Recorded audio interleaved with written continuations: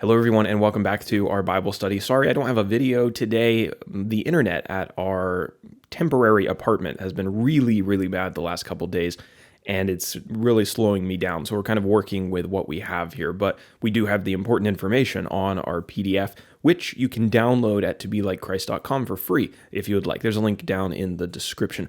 We are in Proverbs chapter 11 today. So let's go ahead and get into the chapter. We are, of course, in our second section of Proverbs, at least as we've broken down the book. These are the Proverbs of Solomon, and they span from Proverbs chapter 10 to Proverbs chapter 29.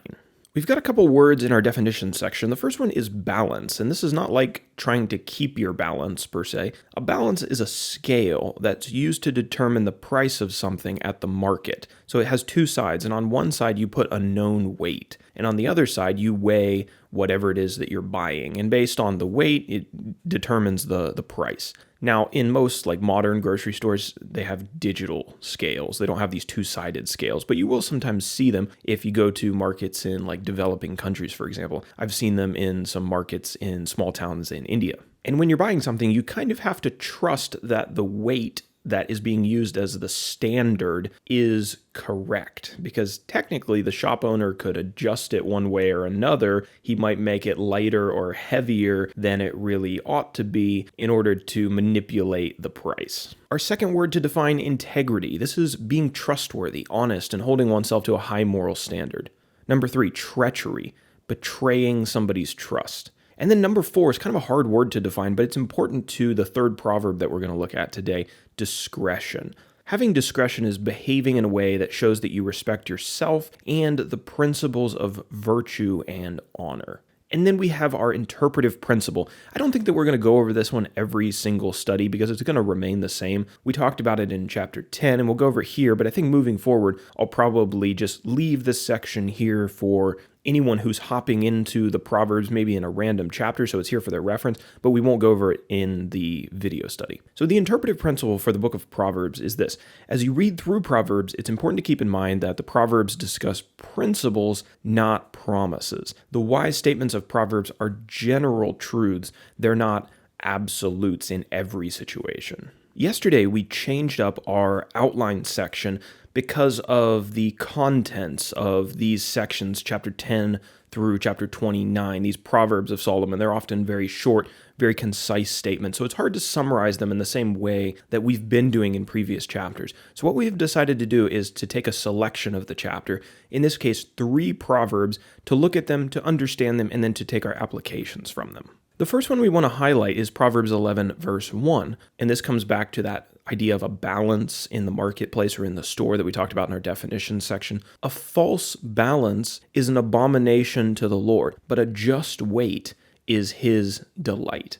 When we go to the grocery store, we often pay for fruits and vegetables, maybe some other things, by weight. If you're a grocery store owner, God knows whether your scale is accurate or if you've been tampering with it to change or to charge customers more than you should. From this, we learn an important principle, that God is present with us in all of our interactions with people, no matter how small, no matter if you're just selling somebody a head of lettuce at the store. And he expects us in every circumstance to be honest in all that we do.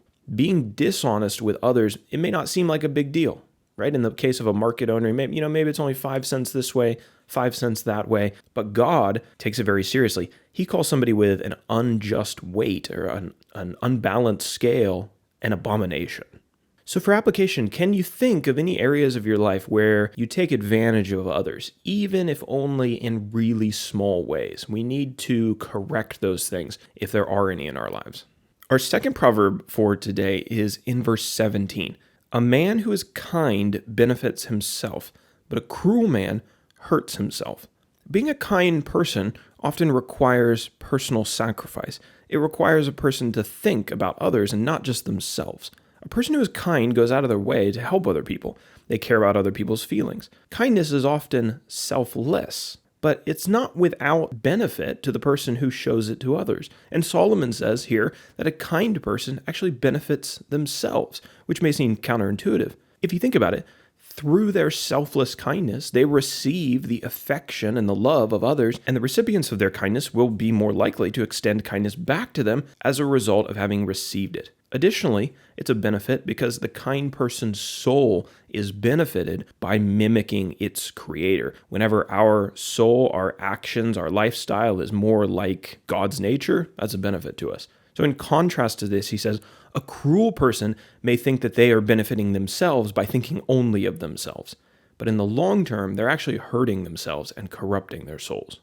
And now, proverb number 3 for today. It appears in verse 22. This one, I don't want to say it's necessarily famous, but you do hear it quoted some. Like a gold ring in a pig's snout is a beautiful woman without discretion. This proverb reminds me of Lady Folly from Proverbs 7 through 9. She's beautiful and she's attractive, but she's to be avoided because her beauty is just a mask for her ugly heart underneath. A gold ring, as Solomon mentions here, is a beautiful thing, but it loses its beauty when you put it into a pig's nose. Especially considering that pig's probably going to put its nose down into the mud and the dirt and the slop, and all of the shiny beauty of that gold ring is going to be covered up by slop. Slop, that's a fun word. Slop.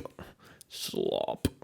A woman may be beautiful, but if she lives without discretion, if she behaves in a way that shows that she doesn't have respect for herself and the principles of virtue and honor, her beauty is wasted, and it cannot make up for her tasteless lifestyle. True beauty in the eyes of God and in the eyes of wise men is more than just skin deep. You don't want to be like a cup that is clean on the outside, but dirty on the inside. No matter how clean a cup may be on the outside, nobody wants to drink from it if the inside is full of dust and dirt. I think I heard that illustration somewhere. I actually stole that from somebody. Let me know if you know who I stole the cup illustration from down in the comments. But that is our study for today in Proverbs chapter 11. Lord willing, we'll be back tomorrow to talk Proverbs 12, and Lord willing, we'll get some fast internet around these parts.